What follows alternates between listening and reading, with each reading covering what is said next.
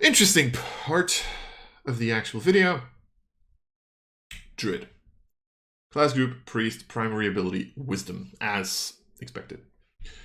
Druids belong to ancient orders that call on the forces of nature, harnessing the magic of elements, the magic of animals, plants, weather, and the four elements. Druids can heal, transform themselves, and wield elemental destruction. Revering nature above all, individual druids gain their magic from nature's deity, from nature itself, or both, and they typically unite with other druids in performing rites to mark the passage of the seasons and other natural cycles. Ancient druid traditions are sometimes called the Old Faith, in contrast to the worship of gods in temples and shrines. Okay? Druids master primal magic, which is oriented towards nature and animals, the power of tooth and claw, sun and moon, fire and storm, yada yada yada. Druids also gain the ability to take on animal forms, and some druids focus on this practice, even to the point where they feel more natural in an animal form. Does that mean you can just permanently become an animal? Because that'd be cool. That'd be a cool feature. For druids, nature exists in a precarious balance. The four elements that make up the world, air, earth, fire, and water, must remain in equilibrium. If one element were to gain power over the others, the world could be destroyed, drawn into one of the elemental planes, and broken apart into its component elements. That's an interesting idea for a campaign. An elemental war? That would be cool. Just like a high-level campaign. Just have your four...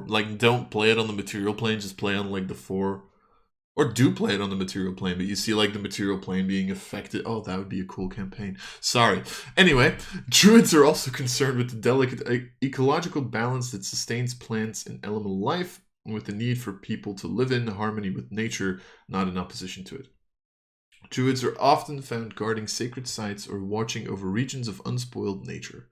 When a significant danger arises, threatening nature's balance or the lands they protect, druids take a more active role as adventurers who can combat the threat. Alright. So, what do we see? So, Archdruid was moved from 20 to here. Beast spells. Excuse me. Okay.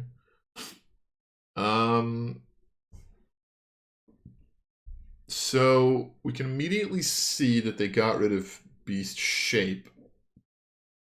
Because immediately the thing that I see is aquatic form, aerial form, which I'm assuming just means you can transform into a flying creature, into a swimming creature and a flying creature, which did used to be level 4 and 8.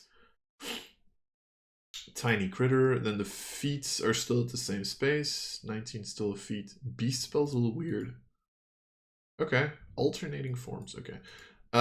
What I mostly am curious about, because this, of course, for those of you who maybe have not seen the previous One D&Ds, this is both your amount of spell slots and the amount of spells that you can prepare for that level now. That's just one number. There's no you get a number of spells equal to your wisdom modifier plus your druid level anymore. At least I assume. But it says prepared spells. It doesn't say spell slots anymore. Also give you a channel nature feature. Does that mean that your animal shape is okay? Yeah, sure. Okay, let's this seems interesting. Let's see. Creating a druid. To create a druid, first making starting equipment, multi-crassing, yeah. We know that it's wisdom. Hit dice 1d8 plus per druid level, so this hasn't changed. I think proficiency stayed the same as far as I know. I'm actually going to open up my druid here so that I can at least see. I'm also curious if they changed any of the proficiencies. I think, I'm pretty sure intelligence and nature is what it used to be for druid. I'm pretty sure. Intelligence, wisdom, yeah, and then for skills, it used to be choose 2 from Arcana, Animal Handling, Insight, Medicine, Nature, Perception, Religion, and Survival. So that stays exactly the same. They changed weapons, I think. Yeah, for Druid, apparently originally it was far more specific. It was clubs, daggers, darts, javelins, maces, quarterstaffs, scimitars, sickles, slings, and spears. And they apparently changed that to just simple weapons, which, I mean, makes sense, I guess. And then tools, herbalism kit, and then scroll down a little bit to see armor, light armor, and shields. They got rid of medium armor. That's interesting. Does it make sense? I don't know. I will say it's like, because, and the other, because I just realized that as well, the other thing that they got rid of is no metal armors. So you have to like wield a wooden shield, a wooden armor. So they got rid of that entirely as well, which I don't, I mean, I always kind of had a bit of a, I get why they did it, because of course from a like lore perspective, it makes sense that a druid would use natural armor. But like, it's already a small nerf, like getting rid of medium armor. And it's just easier, like if you don't have to like look at, is the armor metal? Right? Although heat metal is still a spell, so technically you do have to look at it. Starting equipment, first level, start with the starting equipment or go and spend. Druidic focus, leather armor, shield. So you have to pick leather armor now. Were you able to pick like medium armor? A wooden shield or a simple weapon? Yeah, you always got medium leather armor as a druid originally.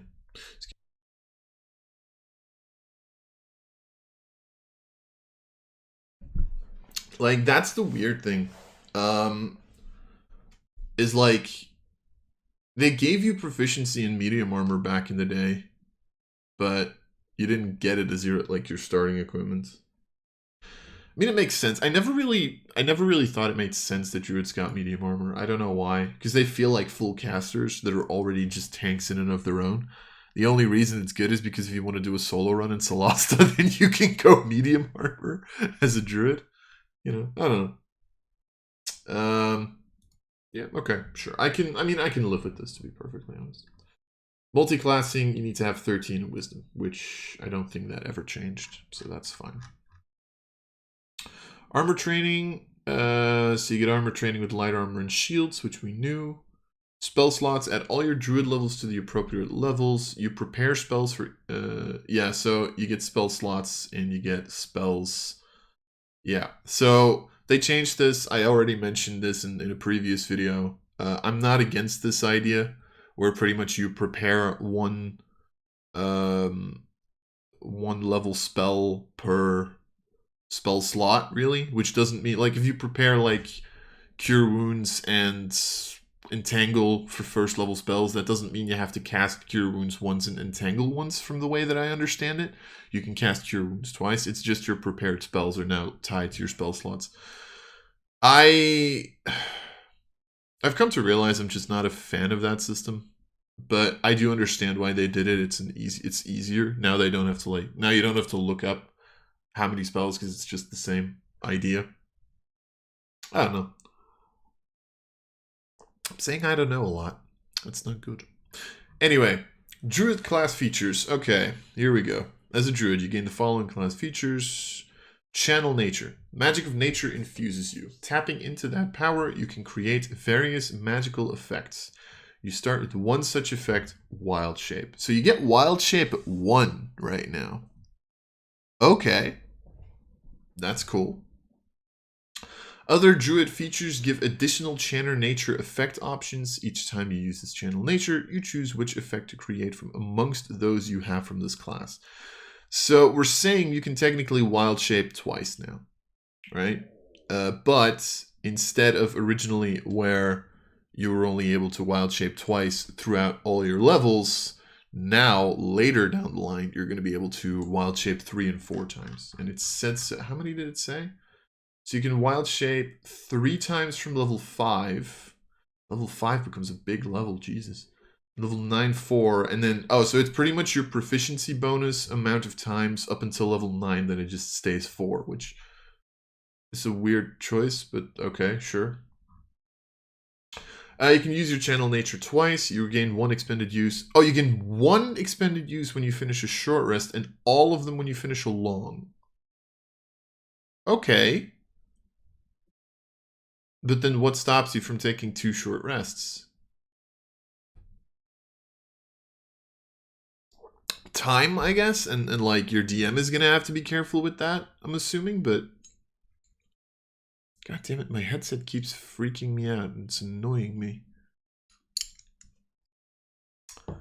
Yeah. Okay, sure.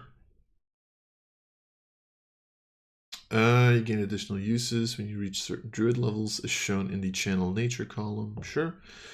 Channel nature requires a DC, it's your spell save DC. Sure. Wild magic. Wild magic is another class. Wild shape. As a magic action, you can transform. So it's an action. You can transform into a form that you have learned from this feature. You start knowing one form, animal of the land, which is detailed in the wild shapes section later in this class's description.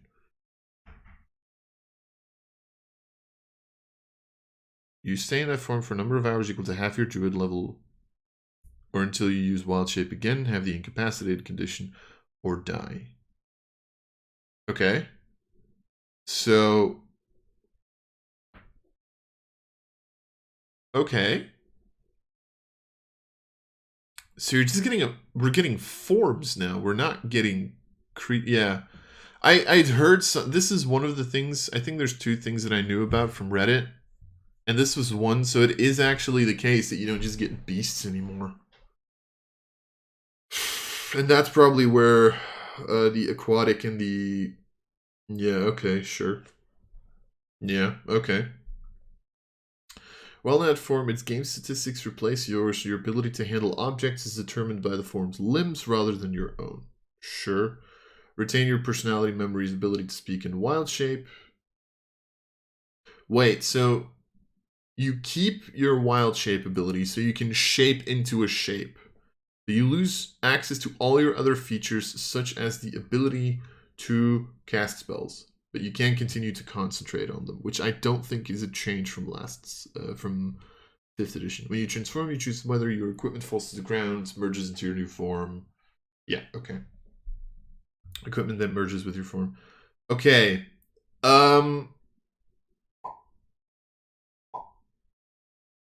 Okay. I'll read this in a second. I kind of quickly want to go over something else, which is the wild shape. Right? It used to be that you can choose. You used to get it at 2. You got any creature that had no flying or swimming speed at 2. Then you got creatures with swimming speed at 4 and flying speed at 8. Right? The one thing that I'm now thinking, it doesn't actually. I feel like it gives very little information on the actual, like, originally in the previous class it had like an entire explanation about like, you can, your game statistics are replaced by the statistics of the beast, but you retain your intelligence, wisdom, and charisma. Here it doesn't actually say that you retain your intelligence, wisdom, and charisma. Then again, maybe I have to look at the shapes. So I can't really give a full... Where? Hold on. I'm gonna just quickly go. Where are the shapes? Are they? Here they are. So I want to look at this first, right? So when you use your wild shape, you transform into a form you've learned from this feature. You have animal of land, sea, and sky. So that's going to be 7 and 9 then. As you assume a form, you determine its appearance selecting an example animal from the form's description, selecting an other appropriate animal, or choosing a hybrid form that incorporates visual characteristics from 2 or more animals. Okay. When choosing an animal's appearance for that form, that animal needn't be the same size as the form. You could choose elephant for the appearance and small for the size. Okay, so you can choose your size. An animal of the land is a flightless terrestrial animal such as a bear, deer, horse, cat, dog, velociraptor, or big rogue. It could just be a velociraptor. Nice. Okay. And what do you get? So you get armor class 10 plus your wisdom modifier. Oh, damn, that's going to be shitty AC. You continue... I'm sorry, what? Oh, fuck!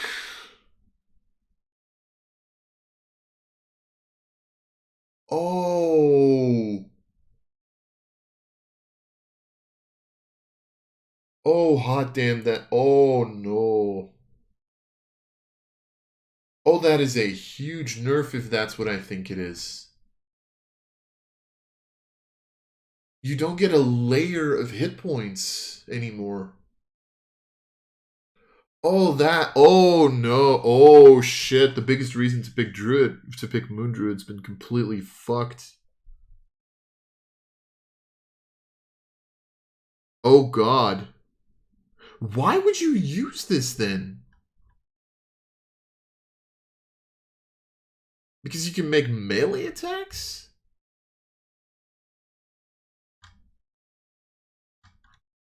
Like I can already. Okay, so first of all, so your speed goes to 40, so you get a little bit higher movement speed, which I mean is you can be a panther with 50, I think, in 5th edition. Strength and Dex equal your wisdom scores, and the rest use your scores.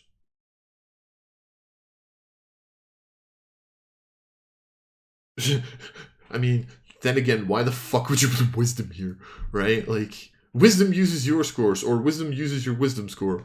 I mean, eh. Okay. Languages, so you can still talk, you still have your proficiency bonus, you have advantage on wisdom perception, and your spell attack modifier to hit you deal 1d8 plus your wisdom modifier, bludgeoning, piercing, or slashing damage. Is that chosen at the start, or do you choose that when you attack?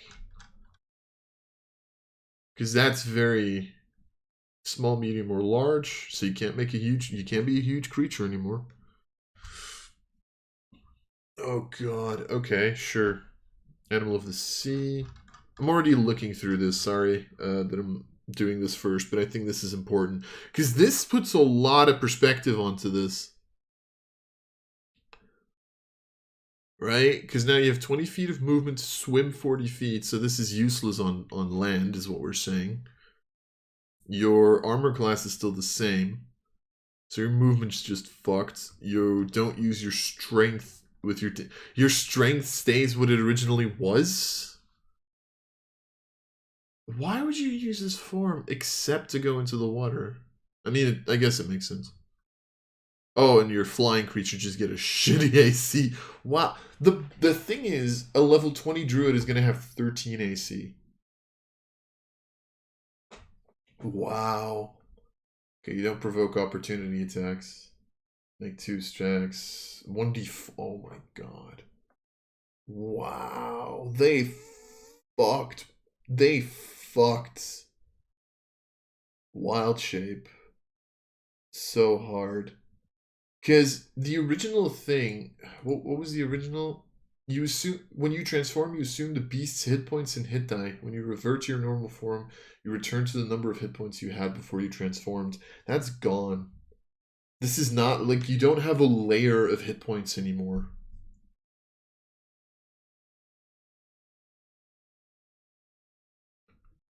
Which I will say makes it weird that they put it here and not just generally, like, you know. Fucking hell. That is a huge fucking nerf to Druid, though.